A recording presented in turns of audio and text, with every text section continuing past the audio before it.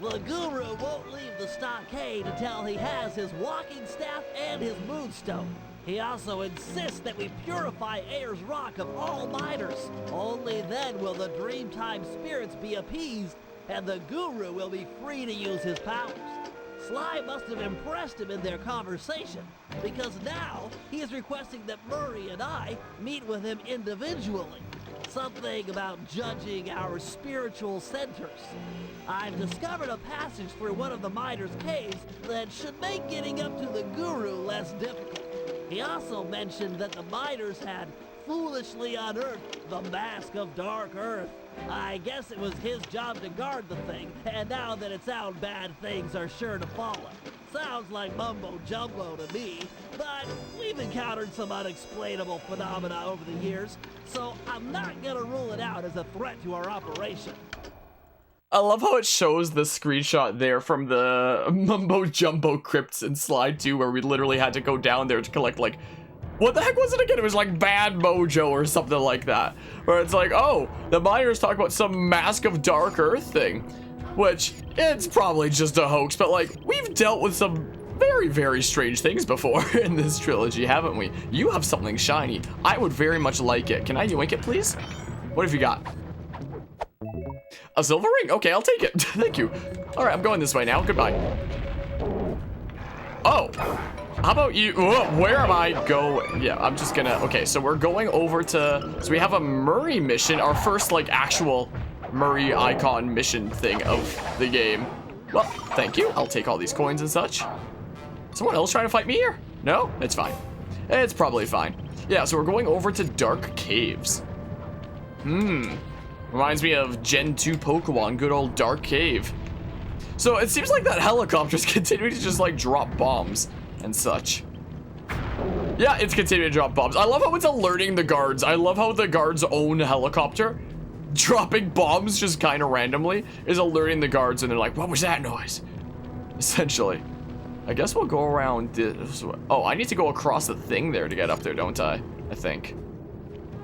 Yeah, I probably do, which means that we actually need to go over this way if I recall. If I recall correctly. Yeah, just keeps dropping bombs for whatever reason here. Okay, nice. Was able to make that. That is quite nice. So we'll go this way. You suspect nothing, and then we go across this way.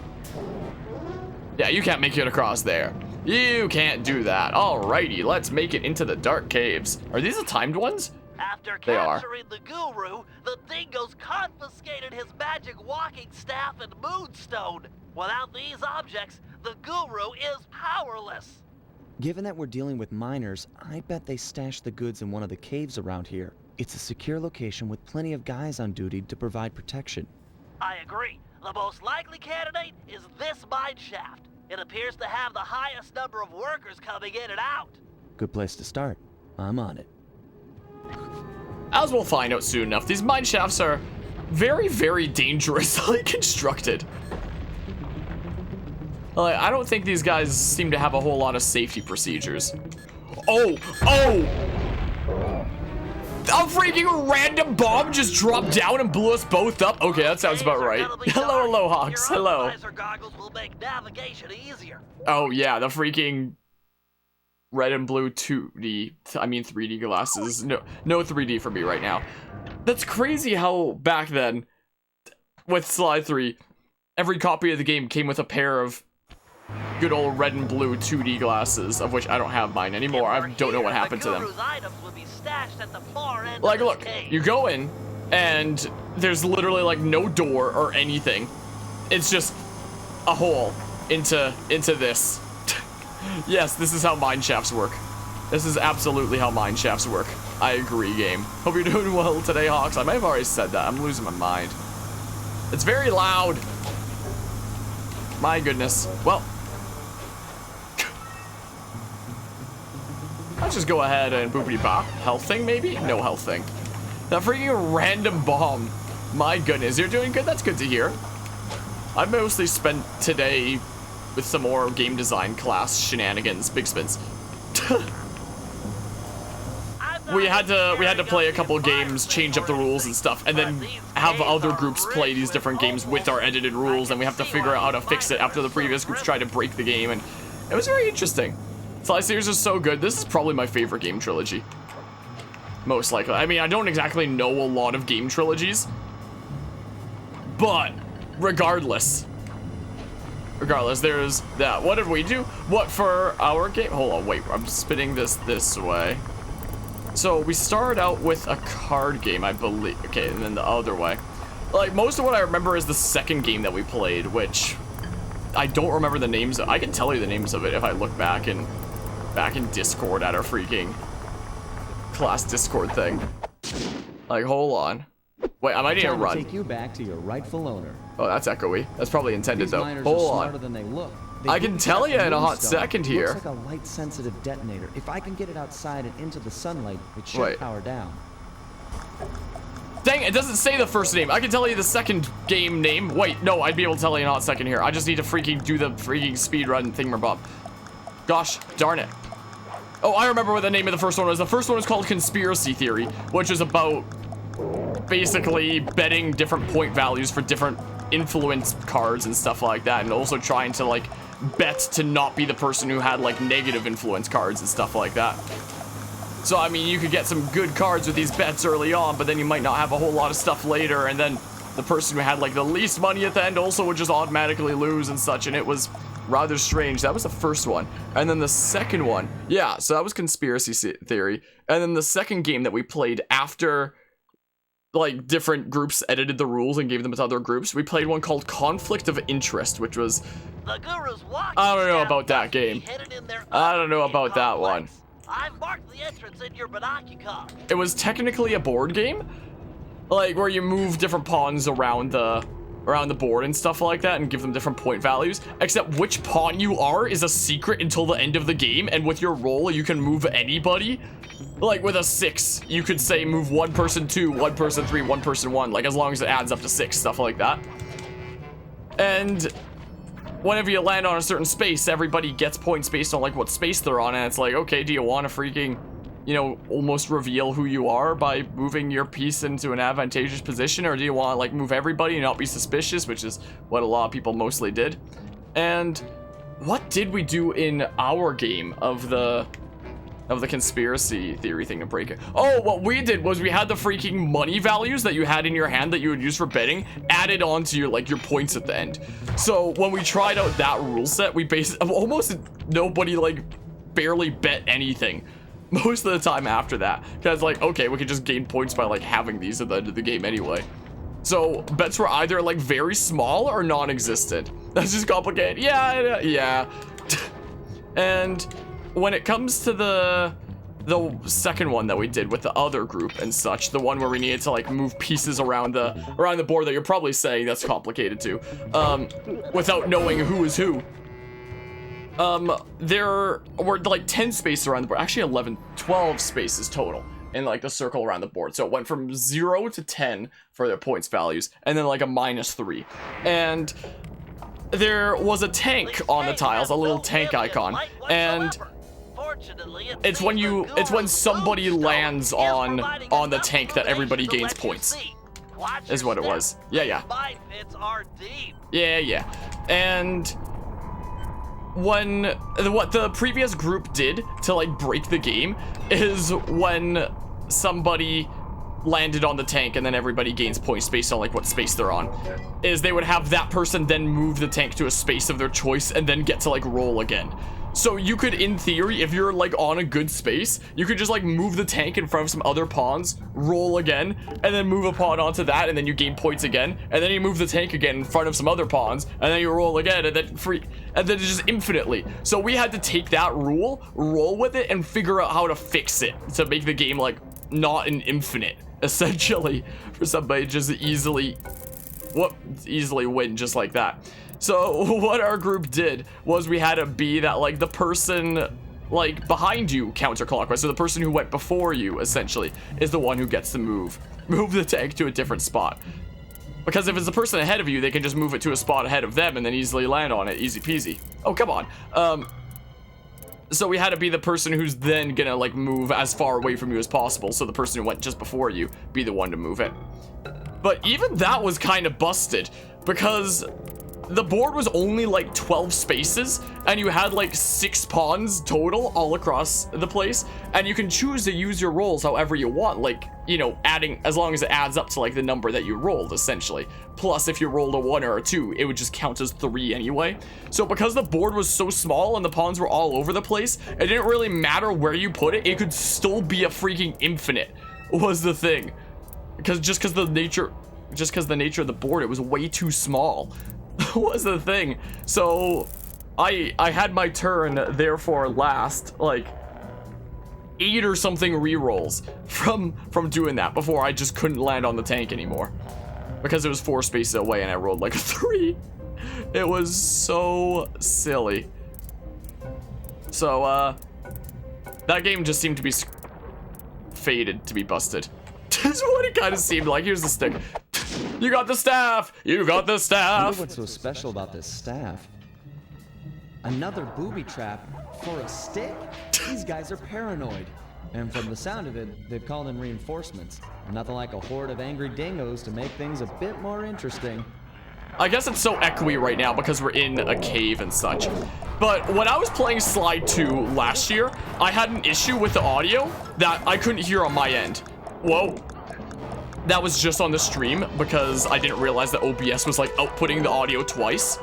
So the way that you just heard Sly with that echo is basically what every cutscene and moment of Sly 2 sounded like before I edited it, which took like a week of editing on and off to fix my Sly 2 playthrough. So like, thank goodness that's not going on here. If we're not in a cave and the audio sounds like that, please somebody let me know, because that was the issue we had with Sly 2. I assume it sounds like that because this is a cave, but that is straight up what the entire Sly 2 playthrough sounded like, or at least almost all of it, like 70% of it.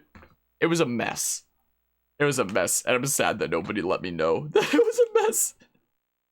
Big sad. So as long as this game doesn't sound like that, we're okay. And as long as it's not louder than my voice. Like, as long as I'm clearly audible and such, we should be okay. From what I saw of the last stream, it seems like it's okay, I believe. We're gonna have to go to the safe house to switch to Murray, looks like. Is what is the case. Oh, I want to land on that spike there. Does seem okay? Alright, that's good. But yeah, that right there is basically a taste of what all of Sly 2 sounded like from the viewer perspective in the original stream before I edited it. I essentially had to like download the entire one sitting 12-hour stream, and like I couldn't fix the actual gameplay audio in actual gameplay, but for the cutscenes, I would mute my own version of it and then just edit over like the audio of like one where the audio was working. So I had to like download a freaking no commentary playthrough of Sly 2 just to edit over all the functioning cutscene audio over my cutscene audio, which I would mute, is what I had to do for like 70% of my Sly 2 playthrough, until I realized towards the end of the playthrough that my audio was busted and had been for most of the playthrough. But yeah, Hawk seems okay on your end. Alright, Shadace, I appreciate the heads up there. But yeah, if I had to do that for like 70% of another entire playthrough, that would not be good. Hello, Paul. Hope you're doing well today. That was literally what happened back then. Literally downloaded an entire no commentary playthrough of Sly 2 just to edit over the cutscene audio of my cutscenes, which I would mute. It was I probably still have the project files around here somewhere. It was a mess. Something very interesting about this game is in the previous games, Sly was the only character who could pickpocket guards, but this game added a way for Sly and Murray to pickpocket. I know that Bentley and Murray to pickpocket. I know that Bentley specifically needs a power-up for. I wonder if Murray can just do his. He can just do his. That's Murray's pickpocketing. Why am I trying to go in through this door? This is how Murray pickpockets. We got a silver medal! Heck yeah! So, yeah, pickpocketing, quote unquote. So yeah, everybody can loot guards now. with quote-unquote pickpocketing. Wish they would do a remake of this game, Legend of Dragoon, Jak and Daxter series. Yo, but that already exists. We were talking about it earlier this stream, but that technically already exists. Don't you know about the freaking official Sly HD trilogy on the PS3? Where they turned the entire game into 16:9, but didn't change any of the 4:3 layouts. So in the HD remake version of this, you would still see like the edges of the real world. A random bomb, what the heck? Come on. Whatever, the coins are out of here, goodbye. So they freaking, we were talking about this earlier this stream, another company went on to buy the Sly IP and make a Sly 4 and an HD remaster trilogy of Sly 1 to 3, where they changed it to 16:9, but they didn't actually change any of like these like effects over the screen that are 4:3, like the Binocucom here. So like you would see the Binocucom here in a 4:3, but then the edges of the screen, you just see like the regular world is the thing. That was a remaster, not a remake. It wasn't even a freaking remaster, it was a freaking port. Was the thing. It was a lazy port that increased the number of pixels, and that was it. Like, they didn't change any of the models, they didn't change any of the textures, they increased the number of pixels, they made it 16:9, they didn't even change the freaking overlays of stuff like this to account for 16:9.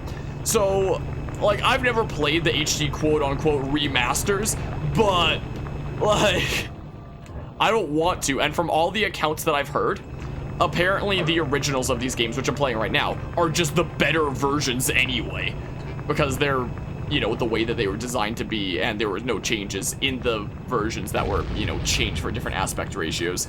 There's nothing changed to account for that new layout. And just like the Silent Hills HD remake, what they changed it, like they just increased the number of pixels and didn't I know you're a little change the nervous to 4:3 see your effects. teacher again, but he's requested that you and I pay him a visit individually. If it wasn't for the guru, I wouldn't be the Murray you see before you today. I'm just not too sure he'll be pleased with my progress as a mystic. What are you talking about? You used the Aboriginal ball form to great effect back in Venice. He'll be proud of you. Maybe, but I lost my temper and got in a fight with Octavio.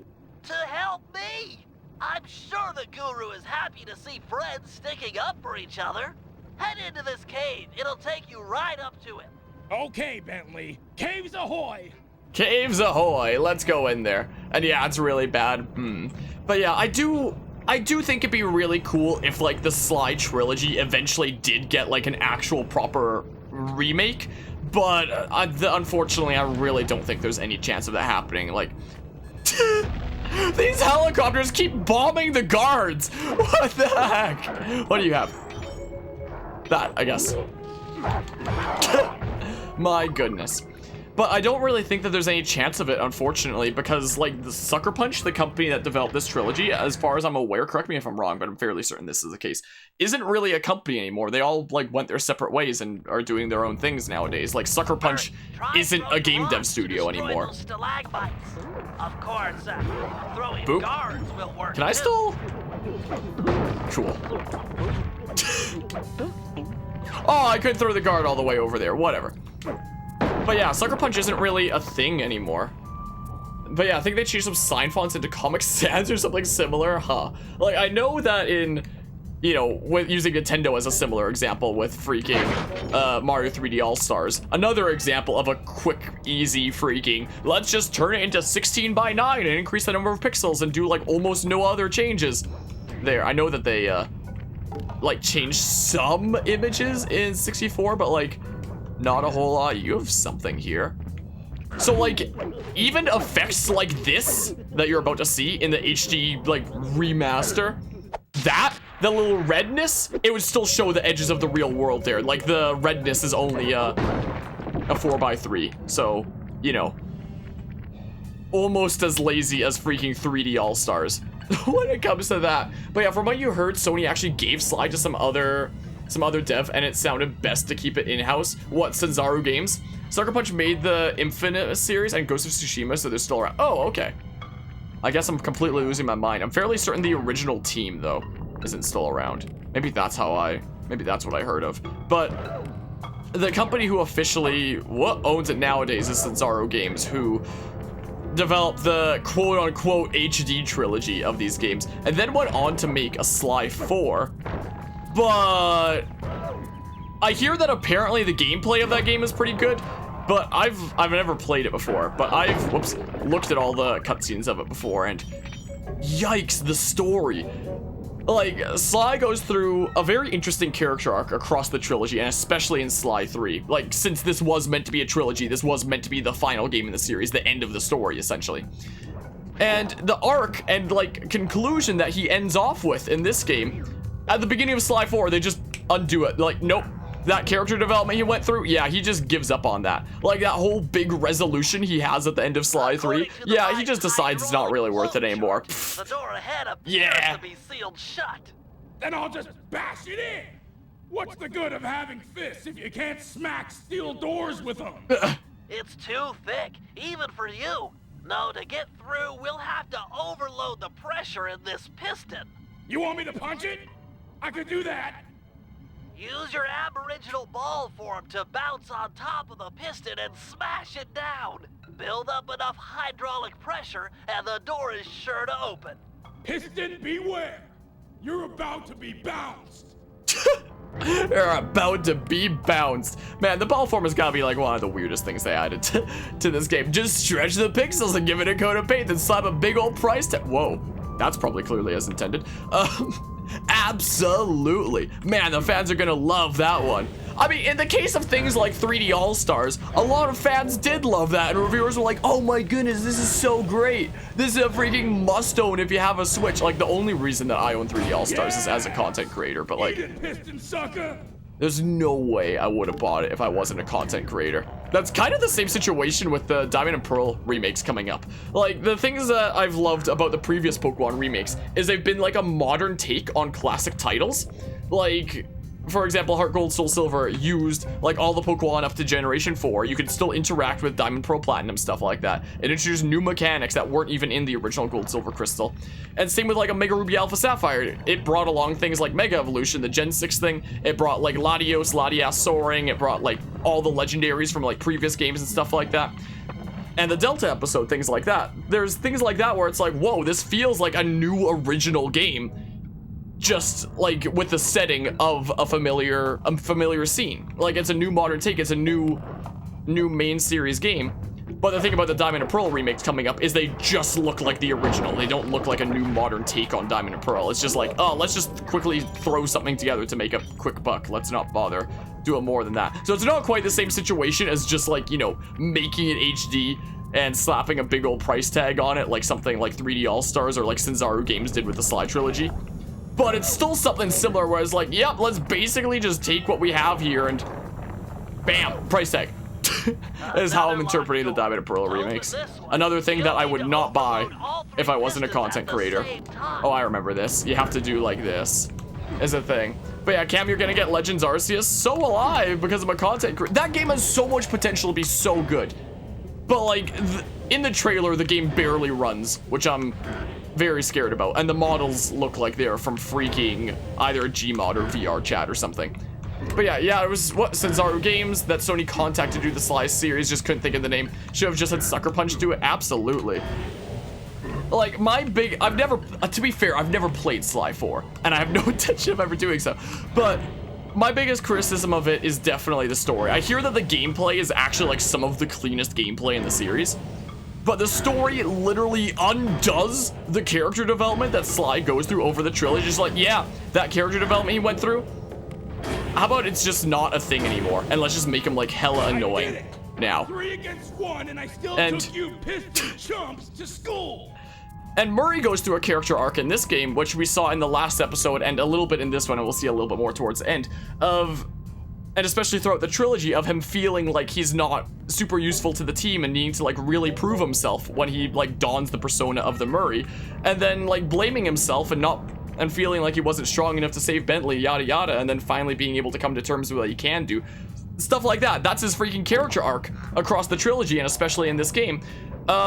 In the story of Sly 4, he just goes through that exact same arc again because he totally hasn't done that character development before. Oh, so size of that guy. He must be jacked up by that mask of dark earth the guru was warning us about.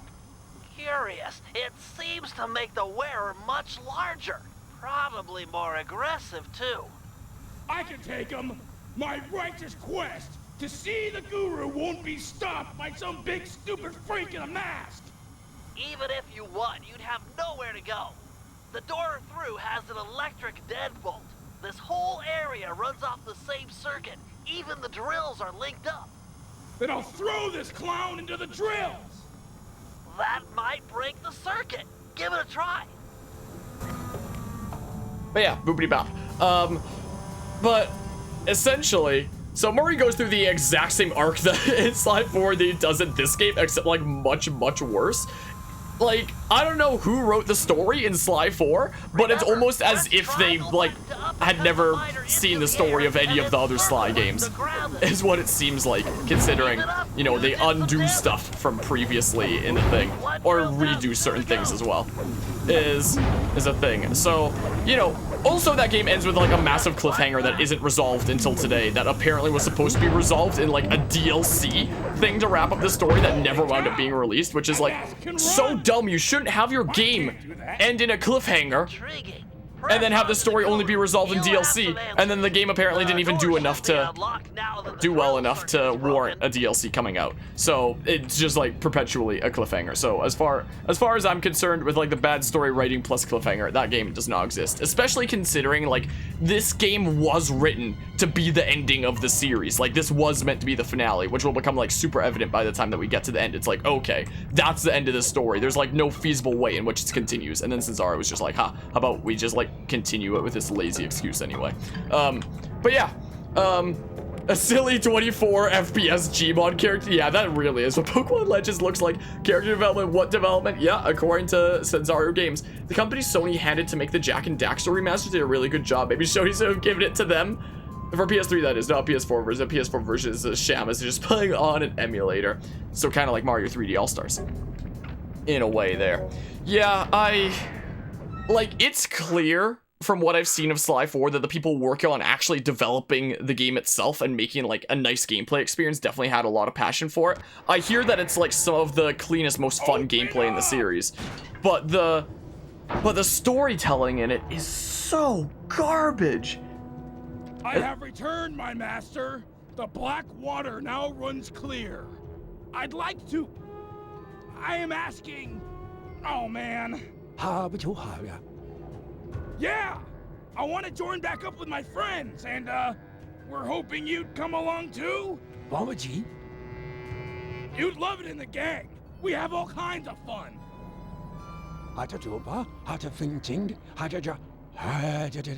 Miners, gyrocopters, and a mask of dark earth? Yeah, that's a lot to deal with.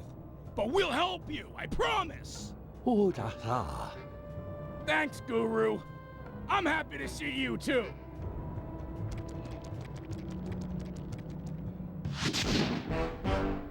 Man, the character of the Guru is so racist towards Aboriginal people.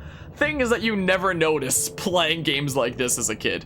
And stuff that would never pass if a game was released today.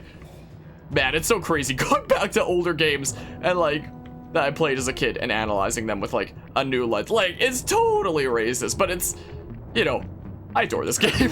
This game is so good. But it's so fascinating to look at stuff like that and be like, whoa, no way something like that would pass in a game released nowadays, you know? And it's fascinating to look at stuff like that. I mean, the Sly games are such a fascinating series of games to analyze in so many ways. They're such good games. But yeah, games that have no end to their stories that remain that way is really unfortunate. Yeah. All because they wanted to make a bigger buck off of like resolving the story in DLC apparently that never got released. But yeah, I hate cliffhangers on anything. It's the worst idea ever. Yeah, like something that I really like about the Sly trilogy is with Sly 2, like they knew that they were going to continue the story. Like the character arcs hadn't been finished. Like they finished the Clockwork plot in Sly 2. Like that plot is the plot from Sly 1 to 2 of Clockwork was resolved, but the character arcs weren't done yet. But, like, they knew that there was still more character development to be done, but they didn't leave it on a cliffhanger, like, at all. They still made it, like, a fully resolved end, like largely because just in case they never got around to making a 3 to finish off the series, which thank goodness they did. But they made sure not to end 2 on a cliffhanger. Like 2 still has like a satisfying end. And they could have easily ended 2 with like Murray blaming himself for Bentley's spine getting literally crunched by a giant mechanical evil bird and leaving the team. And then you could end off Sly 2 with like this massive cliffhanger of like, what? Murray left the team, what? But that's never actually shown. When Sly 3 starts, it's just like, oh, this happened, by the way. Murray blamed himself for what happened to Bentley and he left the team. And that's a really cool way to handle a plot where it's like, just in case you can't actually make a 3, then it's still resolved. Or just in case you have players that play 2 but then never play 3, they still get a satisfying end without that cliffhanger that they could have easily put in if they wanted to. Oh, there's another Murray mission. I wasn't even paying attention. What the heck? Wait, what? Oh, it's the big truck! Oh, I freaking love and hate this so much. It's so good and bad at the same time, this freaking next level. Man, Sly 3 is such a special game. But yeah, who needs endings when you have money? Absolutely. When you have cash money. Who even needs it? I'm taking these coins. That's what I'm doing. Well, boop. Boop. Man. What a game this is, huh? Ow, ow, ow. Maybe I should just skedaddle. I mean, we can probably just, you know, spam punch a whole bunch and then, yeah, it's fine. What? Camera? Goodbye. Oh, man. But yeah, prefer games to end whole, so if it never gets DLC or a sequel, you could be happy how the game ended. Absolutely. The fact that Cesaro Games with Sly 4 was like, oh, let's freaking, first of all, undo the character development leading up to this point of like so many characters just so that we can like retell it in a worse way because we don't know how to make an actual new character arc for all these characters, and then not even have the story be resolved because we'll just resolve it in DLC so that we can make more money is like such a bad model. I'm pretty sure you can get damage off these torches. Yeah, you can. It's kind of hilarious. You'd think that torches like this would be like purely scenery kind of items in games like this, but no, they can damage you. Oh man, what a game. Time for the big truck. Like, it's just such an awful model. So Murray, let's motor out to Ayers Rock and scare away those mining dingoes. Your guru wants it purified. Awesome! This is the biggest truck I've ever gotten to drive! I could crush houses with this baby! the gameplay of this is like so good but so bad in like the best way possible. But yeah, anyway, Sly 3, this game right here, was meant to be the finale of the whole series, essentially. It's the final one that Sucker Punch worked on. I guess there's some more cutscene here. And it was meant to be the finale of their story, which once we get to the end, it'll be clear where it's like, okay, this is the end of the story for all these characters, is the thing. So, like, for anybody who has a look at the Sly games because they're intrigued by the story, they are better off just pretending that Sly 4 doesn't exist like I do, you know, honestly. Because from a storytelling perspective, it's better if it doesn't. We might drive the miners out of Ayers Rock, but for my plan to work, we'll need to force the drill on this rig deeper into the ground. Okay, Bentley, you've got my interest. Though it looks like I may have to take care of a few guards if I'm going to get at those drill controls. Defeat the guards and start the drill. Then Murray can begin phase 2 of my plan. Wait. Do the dingoes have a little... Oh my goodness. And these are the dudes we're beating up. Okay. This is fine. So many things I would not get a pass. And yeah, exactly, Cam. What's Sly 4? I can't say I've heard of it before. What could that be?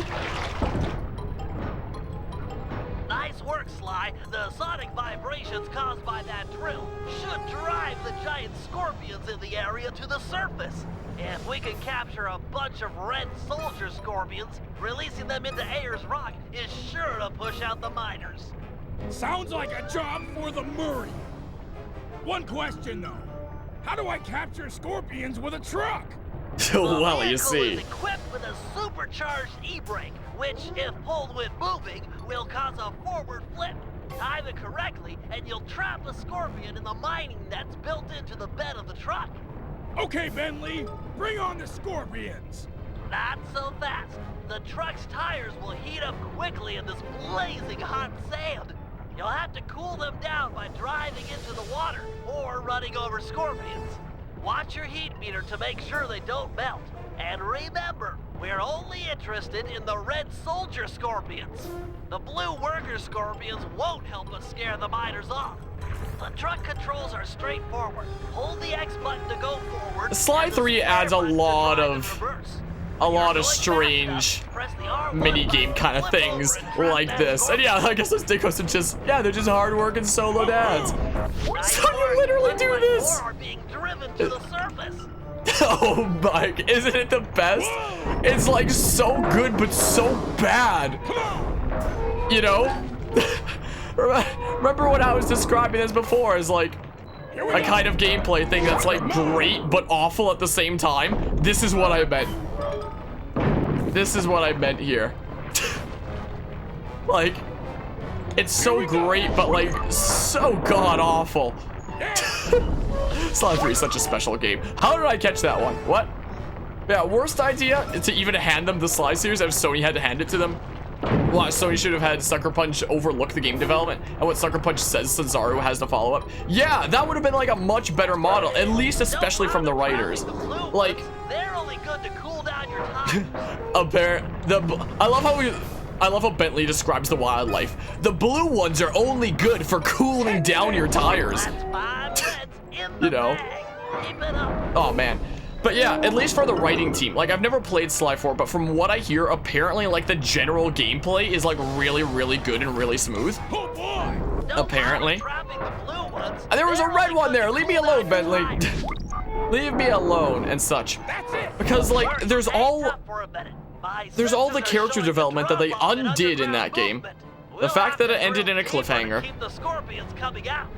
Sly, you'll have to climb to the top of the drill tower and override the depth control system. Okay, Bentley, I'm on my way. And the first episode in this game is about recruiting Murray. The second one that we're playing right now is about recruiting the Guru. I believe it's the third one that's about recruiting our next teammate, Penelope, who is like, I believe the first additional, like, well, I guess the second additional member to the team after the initial three, since the Guru is the first and such. And like, she's one of the most important characters to this entire game. And like, I mean, this game is all about breaking into the Cooper Vault and getting the fortune there. Spoiler alert, they managed to do it. So they then kind of technically end Sly 3 with, you know, access to this freaking Thieves fortune over generations. And Penelope, one of the best characters of this game, in Sly 4, they just decide to make her a villain. What's her motivation for becoming a villain? The money, even though they already had access to a freaking treasure trove of centuries of Thieves stuff. It makes total sense, by the way. The water around the tower. Hurry, you'll have to rely on squishing scorpions to keep your tires cool from here on out. Yeah, I know about that. Bentley. Just gotta do more scorpion squishing. Now. So yeah, a lot of the main characters up until this point in the series have their character arcs done again, or just like redone, or just thrown down the drain and replaced with like worse character arcs in Sly 4. And one of the main characters of this game becomes a villain for a reason that doesn't even make sense. Yes. So I have no intention of ever playing that game. Thank you very much. Like, for the past 3 years in March, we've had like kind of tradition of me reliving my childhood with like one of these 3 games is the thing. But next year we won't be able to do that, since, you know, this is the 3rd game and I have no intention of ever playing the 4th, since it's better off not existing and such. So next year, if we're continuing the tradition of like me reliving my childhood and such, we'll probably just wind up doing like Roller Coaster Tycoon or something next year, honestly. That's probably what'll wind up happening. I remember this being like kind of stupidly hard, because sometimes there's just not enough scorpions to squish to freaking cool down your tires. Like, I do think that this should have been a little bit more lenient. I'm not gonna catch these ones because I gotta freaking crush them to cool down my tires. Wait, do the reds cool down my tires more? Okay, here's a bunch. This can help us recover a little bit, I hope. Yoink! Ah! This is such a great game, isn't it? Isn't this game just great? Just freaking suck it into the Michael Rosen. Nice. Ugh. Dang it! It's so good and bad at the same time. Like, it's one of those things where it's like, it's so bad it's good, you know? I caught a red one, leave me alone. Yeah, I'm working on it. Okay, there's a red one there. I'm not seeing a whole lot of red ones. Is the thing. Boop. Here's a red one. Don't know why the blue ones aren't good for scaring the miners. Okay, here's our last one. Here it is. Wha-bam. Great job, Murray. Now back that truck full of scorpions up to the mine entrance and deliver that not-so-friendly payload. Again, everyone tented up. Giant scorpions? Run for it, mates. Uh-oh.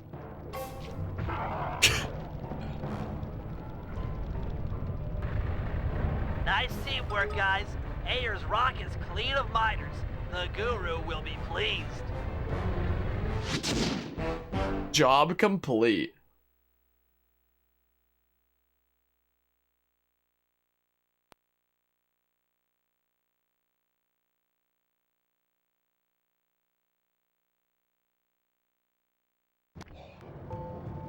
Well, just like the canoe mechanic in the first world, you can bet this freaking big truck is gonna come into play in the heist there. But yeah, 1 year, 6 months from now is Sly Cooper's 20th anniversary. With how dormant the series is, you expect a remake like the different Medieval?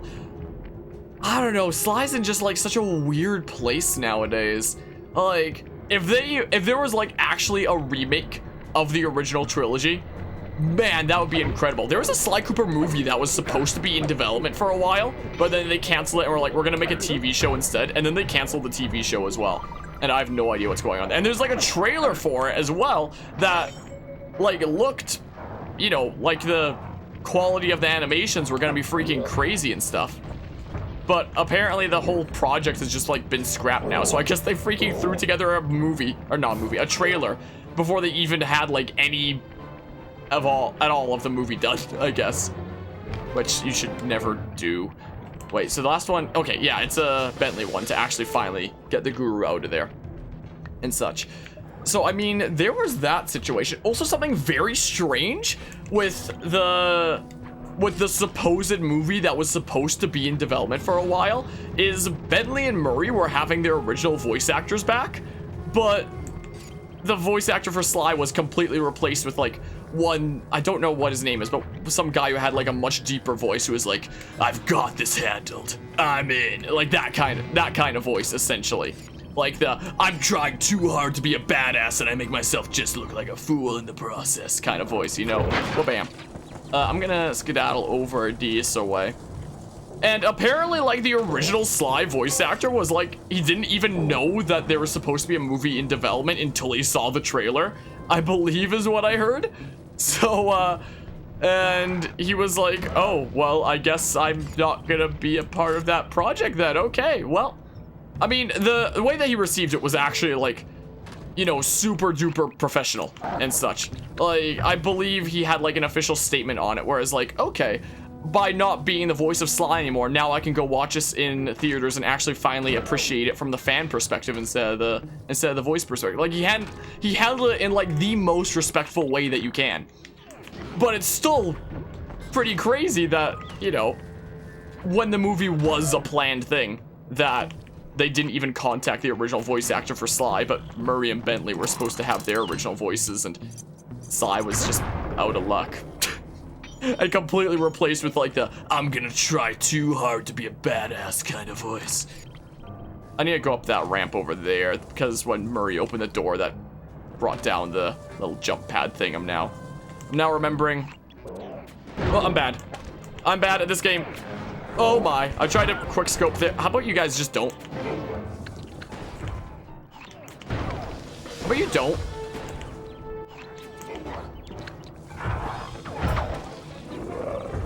It's fine, I guess. But yeah, I mean, with everything that's happened both with Sanzaru, with all the canceled projects, with the freaking ideas for DLC and leaving plots not there, and freaking Sly 4 having freaking god-awful story that would have been better off if it just ended with 3. This entire Sly series is just in like a weird place nowadays. That like, I don't know what the future holds for this series. I don't know if there is any future for this series, sadly. And this is literally my favorite game trilogy. Let's just smackaroo you. So it's, you know, sad to see it come to that fate and such, you know. It's certainly something, the whole situation with these games. Man, I miss these simpler times. Hail, O Guru of the Stone! Murray has purified Ayers Rock, and now I humbly deliver your walking stick and moonstone. Man, it's so the racist. Time for escape has come. It's so Thank racist. you, you're too kind. But tell me, how do you plan to escape? Gadzooks! You can transform yourself. Why, once you change shape, a guard is sure to come inside and investigate. Too true. Wait, here comes a guard.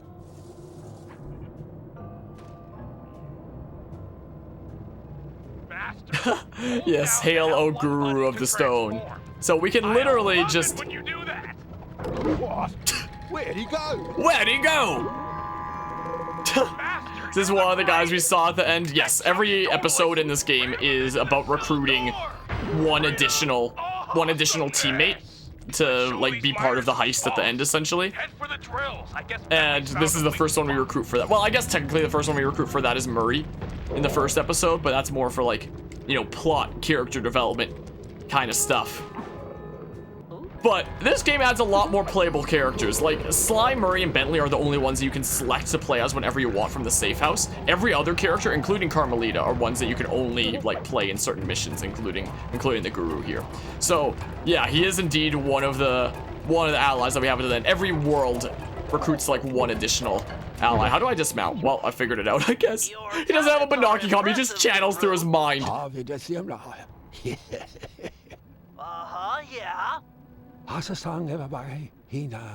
I hear you. Those drills are tearing up the landscape. They appear to be fragile at the base. Ram a guard into it, and the whole apparatus should break apart. Oh yeah, some things never change. So we're literally going to destroy these drills using the skulls of nearby guards. Yeah, it looks like there is still a dude over here. My memory is not failing me yet. So, you know. So, you know, we're just gonna do that. Yeah, with the nearby hardworking single dads. Is what we gotta do. I love how his binocular is just like he's channeling through his mind. Yeah, look at them. Look at them with their... Oh, you can't even see the youngins from here. Yeah, there, now you see them. I love how they have their little helmets and such. Well, we're just gonna, you know, ram them into... Down it goes. You know. But yeah, so you can literally whatever you want. Just... Blending. Blending 101, essentially. We can literally go into rock mode. Good old Dwayne mode, you know. Well, one more. These guys are hosed. All right, one more we need now. Just one more. Is there one up here? There's not one up here. Oh, but there's one over here. There's a bomb. You come over to check the bomb. Well, What the?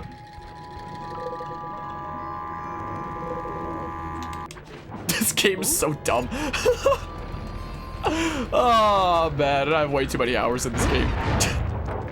Let me tell you. Keep it up. Bentley's got All another right. plan to stick it to these miners. Head So for that there's- far rock. Okay, I think we're Bob over there. Well, let's just go ahead and go over here. That's what we do. I love the movement animations on their legs. running like this. Well, we're running Sonic speed. I can just imagine some Sonic music playing right now. Sonic's one of those game series that, like, I don't know if I'd ever cover on the channel. I know, it's awful. However, the linked generator is weak, easily destroyed, provided you can jump a few guards over there and ram it. Yeah, let's just ram a few guard skulls into there of the nearby miners. This is the 9 to 5 that they put up with. They probably don't have enough benefits to warrant the risk of, whoops, having their skull rammed into their own machinery. Well, it wasn't part of their contract. Well, I mean, Where'd he go? where'd he go?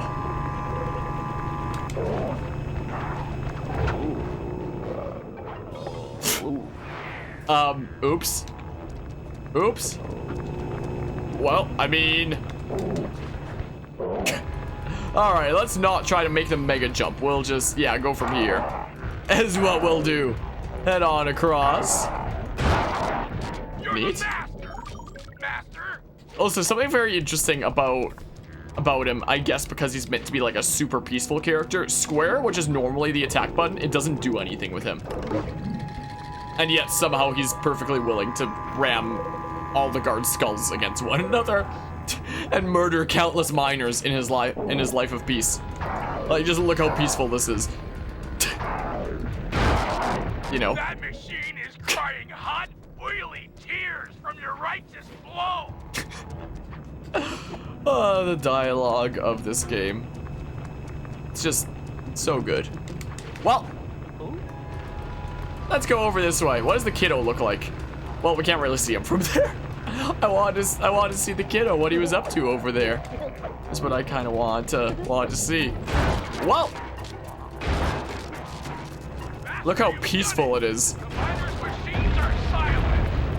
The dream time spirits rejoice. Yo, speaking of peace, freaking episode 4 of this, the one where I'm like, it's so peaceful, apparently it got demonetized for like insensitive content somehow.